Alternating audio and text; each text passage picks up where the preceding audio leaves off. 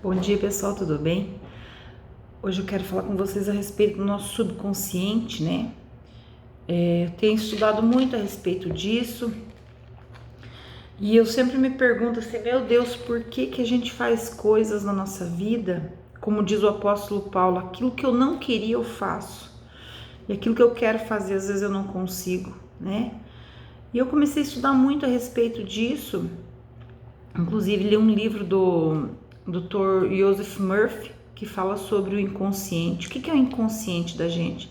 Quando a gente é criança, né, acontece muitas situações que às vezes nem precisa ser uma coisa grave para gerar um trauma, mas às vezes assim uma crítica, um julgamento, uma briga da mãe, do pai, de alguém, uma palavra, às vezes aquilo fica registrado na nossa mente, nosso inconsciente, e a gente cresce como se aquilo fosse a maior verdade, né? E o inconsciente, ele não distingue o certo do errado. Ele executa o que a mente elaborou e jogou para dentro do subconsciente. Então, assim, é uma luta muito grande, porque tem coisas que a gente faz na vida da gente que se você tivesse consciente, você não faria, né? E às vezes quando você viu, você já falou, quando você viu, você já fez. E às vezes isso vai te acarretando depois uma tristeza, uma mágoa, um arrependimento, né? Então a gente sempre tem que orar e pedir para Deus assim, Senhor, nos revela o que está no meu inconsciente. Por que eu faço determinadas coisas que depois eu venho me arrepender? Um dia eu falei para uma pessoa, eu falei assim, ó, a gente tem que pedir perdão para Deus dos erros conscientes e dos inconscientes. E a pessoa, talvez por ignorância, falou assim para mim, não existe erro inconsciente, todo erro a gente é consciente. Falei, não, tem coisa que você só vai ficar consciente depois que aconteceu, porque no momento você não tá inteiramente, você não sabe por que você reagiu daquela forma, por que você fez aquilo, né? E eu sempre falo assim, tem os colaboradores dos erros da gente. Que colaboradores que são esses dos erros? Eu associo muito a bebida alcoólica, é um dos maiores colaboradores, porque você estando alcoolizado, você perde a noção de tudo que é certo, do que é errado, e você vai acabar cometendo as piores gafes da tua vida, às vezes, por causa do álcool, né? E que às vezes depois vai te causar uma dor muito grande, uma vergonha, um arrependimento, isso é muito triste, né? Eu acho que a gente tem que rever mais os nossos conceitos, rever mais as nossas atuações nesse mundo. Não pelos outros tanto, claro que a gente tem obrigação de cuidar da vida dos outros, mas a principal é da vida da gente, né? Proteger a vida da gente, proteger a consciência da gente, porque o que importa é a nossa consciência, é o que eu faço. Se eu faço alguma coisa que aquilo vem me entristecer depois, então não é uma coisa boa, porque se fosse uma coisa maravilhosa, não ia me deixar triste depois. Então tudo aquilo que você faz e te incomoda de alguma forma, então reveja esse pensamento, reveja esse sentimento para não fazer mais, né? Para não te entristecer mais. E olhe como que Deus é amoroso. Eu fico pensando assim, gente, o amor de Deus nos constrange, porque Ele nos ama tanto, tanto, que Ele fala, filho, fez, pecou, vá e não peques mais.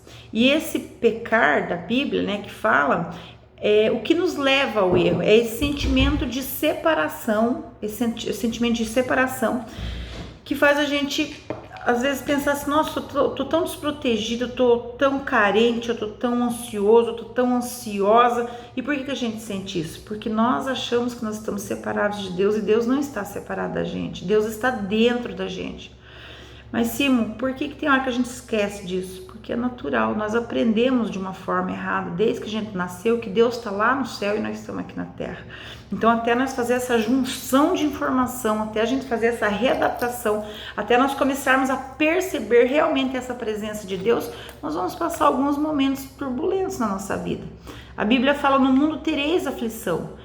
Jesus fala, mas calma, eu venci o mundo. E o que é o mundo? O mundo em si são esse sentimento de ódio, de rancor, de carência, de falta, de miséria, sabe? De vingança. Isso é o mundo.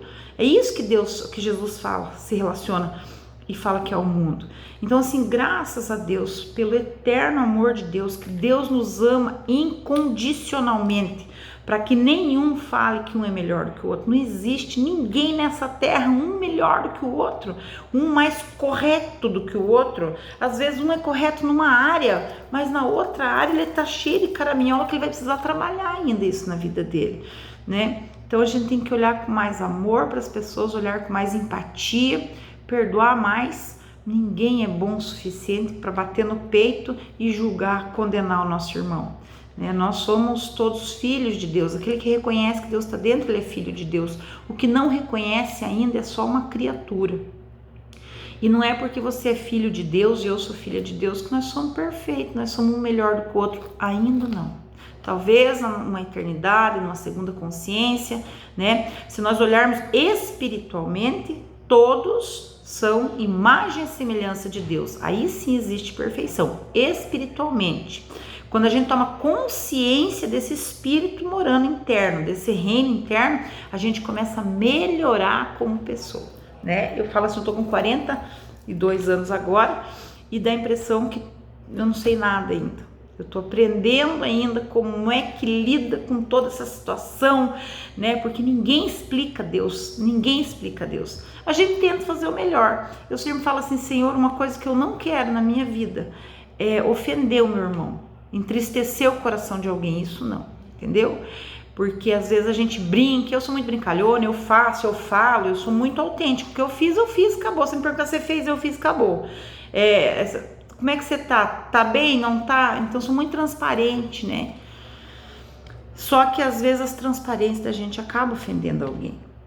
Então uma coisa que eu pedi pra Deus foi, o Senhor não deixa eu ofender ninguém nessa terra. Quero ser gente boa, sabe? Brincar com um, com o outro,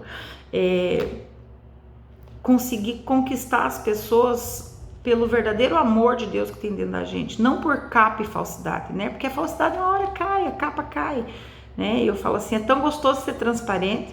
Esses dias uma irmã falou assim pra minha irmã, quem escuta teus vídeos, acho que você é crente. Eu ri. Eu falei, não, irmã, eu falei assim, eu tô tentando, eu tento, todos os dias eu tento ser um pouquinho melhor. Mas eu não sou perfeita, filha. Falei, esquece essa ideia de perfeição no ser humano. Se olhar em mim bem a fundo, bem de pertinho, quem me conhece sabe que eu não sou perfeita. Mas eu sou uma pessoa que eu tento todos os dias buscar um pouquinho mais da presença de Deus na minha vida. E é o que me faz bem, sentir a presença de Deus, não ser uma falsa moralista, jamais vou querer ser falsa moralista, sabe? Não julgo a atitude de ninguém, não julgo a opção de ninguém. Eu acho que cada um tem sua vida, faz a sua vida o que quer, o que bem entender e tá tudo certo, né? Deus ama cada um e é Deus quem trabalha no coração de cada um. Quem sou eu, Senhor, para falar alguma coisa da vida de alguém, né? Então que a gente viva mais em paz e viva mais em amor, reconheça o grande amor de Deus e com a vida vai indo, a gente vai corrigindo algumas coisas que nos entristecem ou entristecem os outros, né? Um grande beijo no coração, Deus abençoe a vida de cada um, me perdoe de alguma gafe, com certeza tem um monte, né? Não dá nada, se der dá bem pouquinho, mas Deus está no controle da nossa vida. Tenha um bom dia, em nome de Jesus.